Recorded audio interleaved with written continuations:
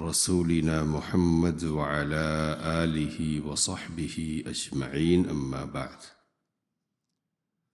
فأعوذ بالله من الشيطان الرجيم. بسم الله الرحمن الرحيم. لن يستنكف المسيح أن يكون عبدا لله ولا الملائكة المقربون ومن يستنكف عن عبادته ويستكبر فسيحشرهم إليه جميعا. فأما الذين آمنوا وعملوا الصالحات فيوفيهم أجورهم ويزيدهم من فضله، وأما الذين استنكفوا واستكبروا فيعذبهم عذابا أليما ولا يجدون لهم من دون الله وليا ولا نصيرا. يا أيها الناس قد جاءكم برهان من ربكم وأنزلنا إليكم نورا مبينا. فأما الذين آمنوا بالله واعتصموا به فسيدخلهم في رحمة منه وفضل ويهديهم إليه صراطا مستقيما.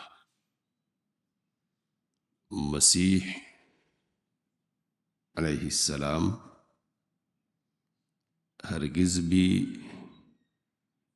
اس سے عار نہیں کھائیں گے کہ وہ اللہ کے بندے ہوں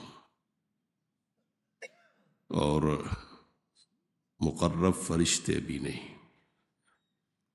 اور جو شخص اللہ کی عبادت سے عار محسوس کرے اور تکبر کرے تو اللہ ان کو اپنی طرف جمع کرنے والا ہے، جمع کرے گا.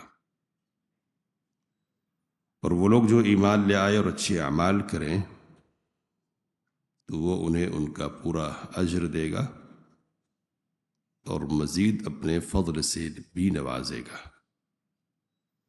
اور وہ لوگ جو عار محسوس کریں اور تکبر کریں تو انہیں دردناک عذاب سے دوچار فرمائے گا.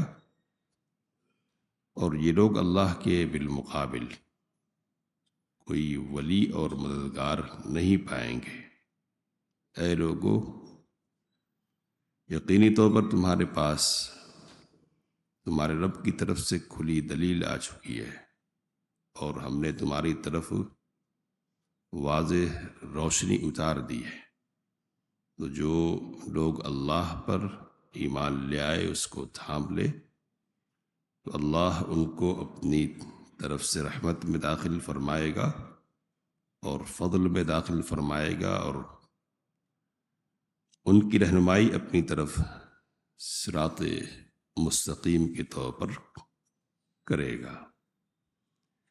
سورہ نساء کی 172 سے 175 نمبر کی آیات آپ کے سامنے پڑھی گئی ہیں.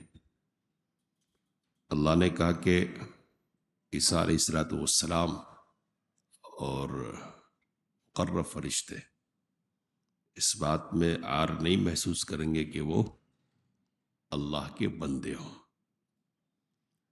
اللہ کا بندہ ہونا اللہ کے علاوہ جو بھی ہے سب کے لیے عزت اور شرف کی بات ہے. مقام اور مرتبے کے اعتبار سے خواہ کوئی کتنا بھی اونچا ہو جائے لیکن وہ بندہ ہی ہے اور بندگی ہی اصل میں معراج ہے اور ترقی کی علامت اور عنوان ہے. اس سے پہلے کی آیت کریمہ میں اللہ نے غلو کرنے سے منع فرمایا.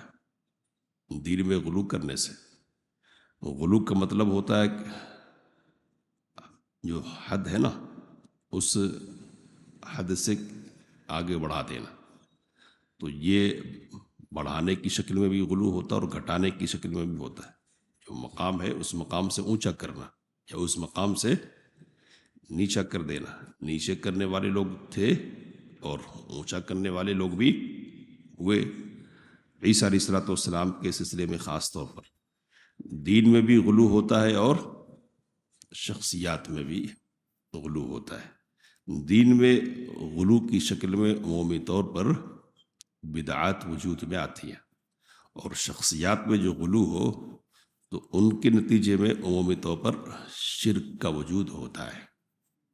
بدعات اور شرک یہ دونوں چیزیں ہیں نا، ان کے اسباب ہیں کئی، لیکن ایک بنیادی سبب کیا ہے؟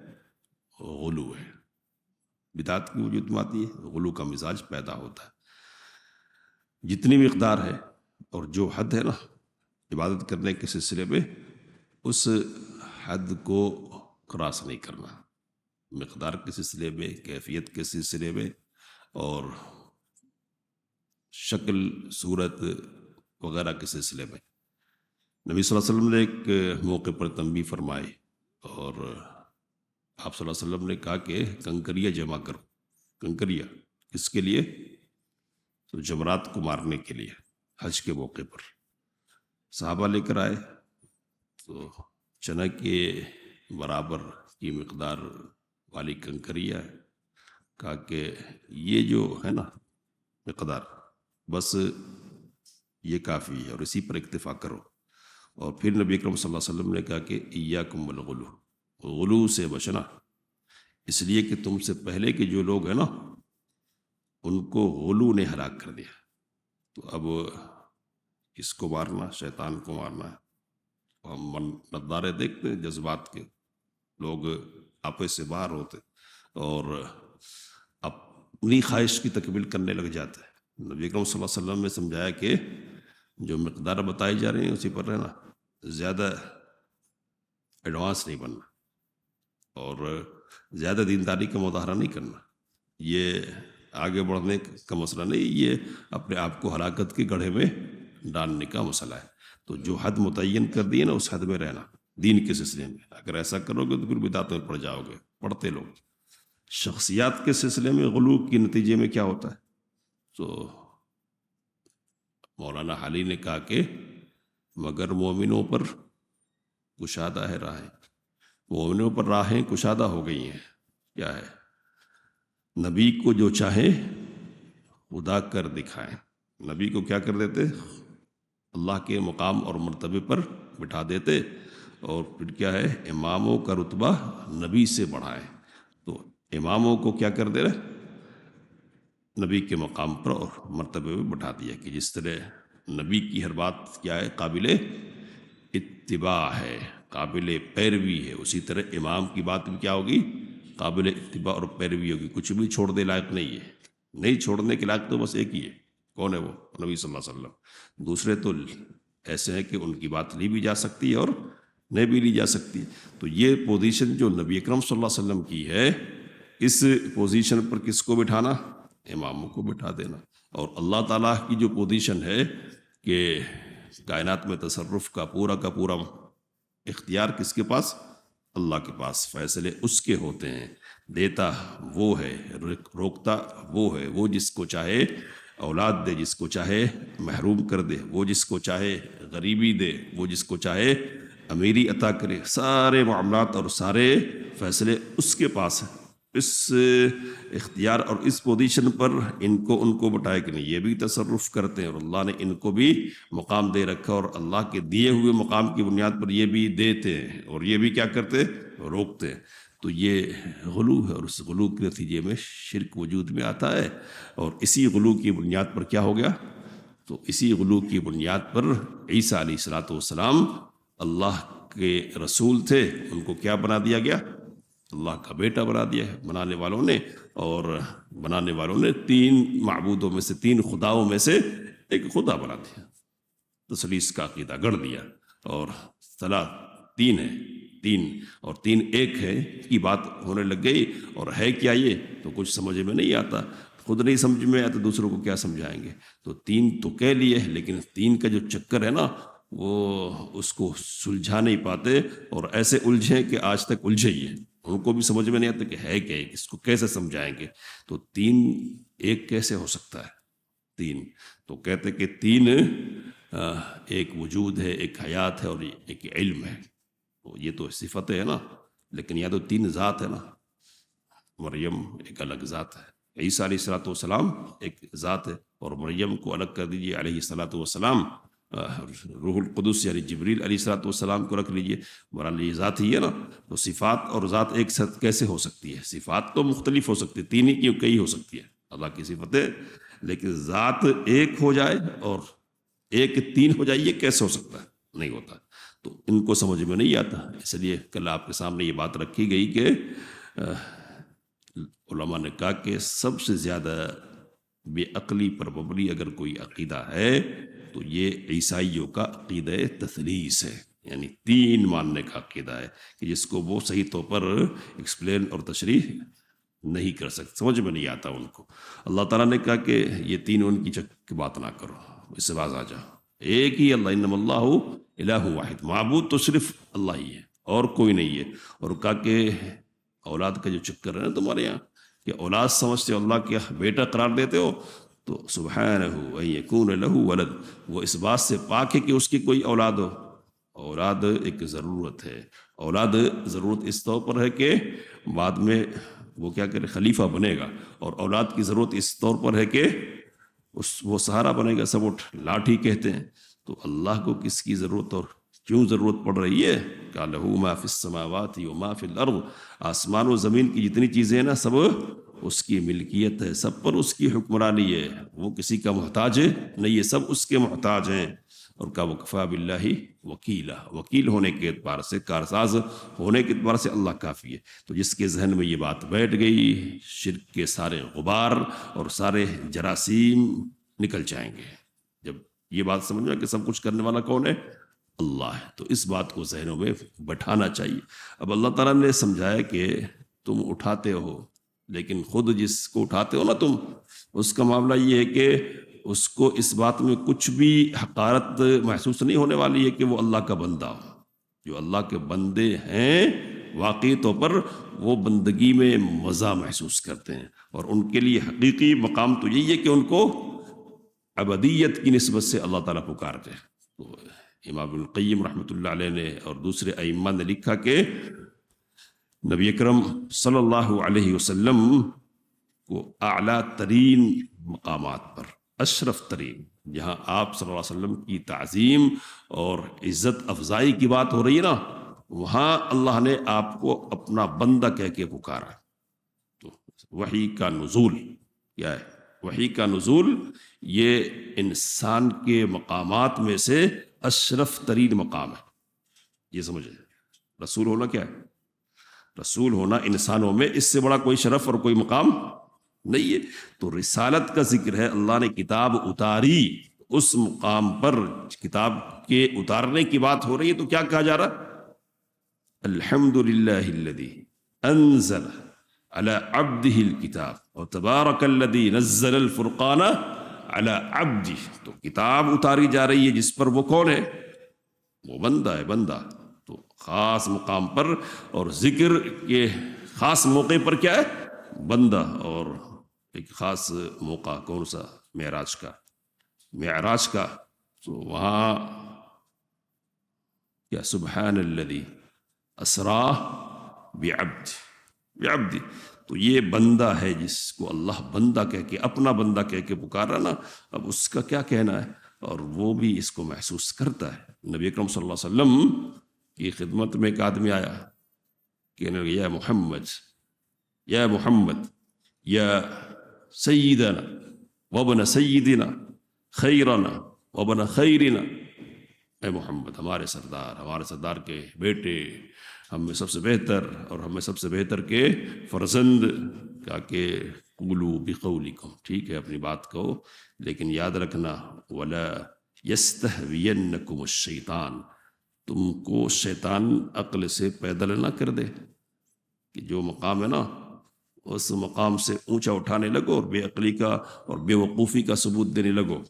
واللہ ما احب ان ترفعونی، قسم ہے اللہ کی میں پسند نہیں کرتا کہ تم مجھے اس مقام سے اٹھاؤ کہ جس مقام پر اللہ تعالیٰ نے مجھے رکھا ہے. نہیں اٹھانا. میرا مقام کیا ہے؟ عبد، انا عبد، عبد، میں اللہ کا بندہ ہوں. اللہ کا بندہ اور اس کا رسول مجھ کو کہو تو بندہ میں ہوں. یہ میری اصل حیثیت ہے، اور اس حیثیت کے ساتھ اللہ نے مجھ کو ایک خاص مقام اور شرف سے نوازا ہے، اور اس شرف اور مقام کا اعتراف کرنے کی بنیاد پر تمہاری ایمان کی گارنٹی ہے.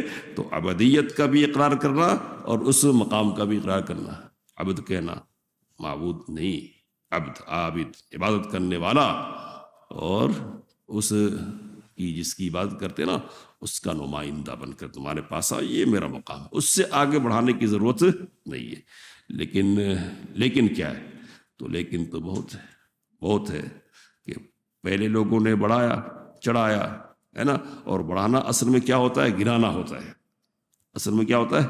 گرانا. کس کے بالمقابل؟ تو جو اونچا ہے نا اس کے مقابل اٹھائیں گے تو کیا ہوتا ہے؟ وہ گرنا ہی ہوتا ہے. تو نبی صلی اللہ علیہ وسلم تو گرنے سے رہے، گریں گے نہیں. جو اٹھائیں گے وہ کیا ہوں گے؟ وہ گریں گے.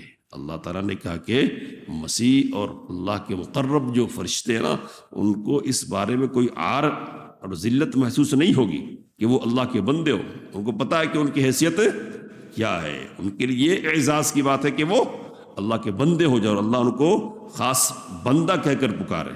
کہا کہ وَمَن يَسْتَنْكِفْ عَنْ عِبَادَتِهِ، اگر کوئی اللہ کی عبادت سے عار محسوس کرتا ہے، ذلت محسوس کرتا ہے اور تکبر کرتا ہے، اللہ کی عبادت کو حقیر سمجھتا ہے، اللہ کو حقیر سمجھتا ہے، تو اللہ تو جمع کرے گا اپنے پاس اور پھر بتائے گا کہ کون تھے آپ، کون. تو قیامت کے دن اللہ پوچھے گا سارے ان سے جن کو بڑا بنایا، اور انہی میں سے حضرت عیسیٰ علیہ السلام بھی ہوں گے. فرشتے بھی پوچھے جائیں گے کہ تمہاری عبادت کرتے تھے؟ ہماری کہاں، نہ ہماری نہیں کرتے تھے، یہ تو جنوں کی عبادت کرتے تھے، جنوں کی. بل کانوا یعبدون الجن. اور عیسیٰ علیہ السلام سے اللہ تعالیٰ پوچھے گا کہ آپ نے کہا تھا انت قلت للناس اتخذونی وأمی الہین من دون اللہ، کہ مجھ کو اور میری والدہ کو اللہ کے علاوہ بنا لے. سبحان اللہ، تو پاک ہے، میں کیسے کہہ سکتا ہوں؟ میرے لیے یہ کیسے مناسب ہے؟ نہ، میرے لیے یہ مناسب نہیں ہے. میں نے اگر کہا ہوتا تو تجھ کو معلوم ہوتا، تو علام الغیوب ہے، تو برات کا اظہار کریں گے. اور اللہ نے صاف لفظوں میں جو اس طرح کی حرکت کرے اللہ کے پاس جائے گا اور وہاں اوقات بتا دی جائے گی. تو ان کو پہلے سے معلوم ہے، ان کو انبیاء کرام علیہ الصلوۃ والتسلیم، اللہ کے فرشتے، ان کو پتا ہے کہ ان کی حیثیت کیا ہے. تو ان کو پتا ہے، نبی اکرم صلی اللہ علیہ وسلم نے بتلایا کہ وہ جو سردار ملائکہ ہے نا، سردار ملائکہ جبریل، کہ جس کی قوت، جس کی طاقت کا ذکر قرآن مجید نے خاص طور پہ کیا، اور جس کی قوت کا عالم یہ ہے کہ قوم لوط کی بستی کو اٹھا کر زمین پہ پٹک کے اوندا کر دیا، 6000 پر، جس کے نبی کو صلی اللہ علیہ وسلم نے دیکھا کہ اللہ کے ڈر اور اس کی خشیت کی وجہ سے وہ سیدھا ٹاٹ کی طرح جبریل ہو گئے. کس وجہ سے؟ اللہ کی. تو جو سب سے پرقوت ہے، سب سے زیادہ طاقت والا ہے نا، کل حلس البالی، نبی کریم صلی اللہ علیہ وسلم نے فرمایا کہ ہو گئے. تو وہ بڑے سے بڑا جو ہے نا اس کا یہ حال ہے. اور خود نبی اکرم صلی اللہ علیہ وسلم کا حال کیا تھا؟ تو افلا اکون عبدا شکورا، کس کے لیے سامنے جھکتے تھے؟ اور یہ جو قدموں کا متورم ہو جانا ہوتا تھا کس کے سامنے ہوتا تھا؟ کون ہے؟ تو سب اس کے در کے بھکاری ہیں، سب اس کے سامنے جھکنے والے ہیں. کوئی جھکانے کی بات کرے کہ نہیں آؤ میرے سامنے جھکو نا، تو اس کو یہ سمجھ لینا چاہیے کہ پھر اللہ اس کی خبر لے لے گا. تو اللہ سب کو سے پوچھے گا کیوں آپ نے کہا. تو کہنے والے جو ہوں گے وہ تو طواغیت ہیں، اور اللہ ان کو جہنم کا ایندھن بنائے گا. اور جو اللہ والے ہیں نا وہ برات کا اظہار کریں گے، نا ہم نے نہیں. ہمارے لیے کیسے کان ينبغي لنا ان نتخذ من دونك اولیاء، ہمارے لیے کیسے مناسب ہو سکتا تھا کہ ہم تیرے علاوہ اولیاء بنائیں؟ ہم نہیں بنائیں گے، دوسروں کو کیسے بنانے کو کہہ سکتے ہیں؟ بل متعتهم وآباءهم حتى نسوا الذکر، آپ نے ان کو دنیا کی زندگی میں اچھائی دی، آرام دیا، سکون دیا، یاد دہانی ذکر انہوں نے فراموش کر دیا، اور شارٹ کٹ سیدھے مختصر راستے ڈھونڈنے لگ گئے، ان کو دامن پکڑیں گے اور ان کے پیچھے ہو جائیں گے اور بیڑا پار ہو جائے گا. اس لیے یہ ساری چیزیں ہونے لگ گئی ہے. ورنہ کیا ہے؟ ورنہ تو ہے، تیری بندگی ہے اور ہمارا سیوا یہی ہے. انشاءاللہ مزید باتیں ہوں گی. اللہ سے دعا کی باتوں کو سمجھنے سے کام لینے کی توفیق عطا فرمائے. آمین. وآخر دعوانا الحمدللہ رب العالمین.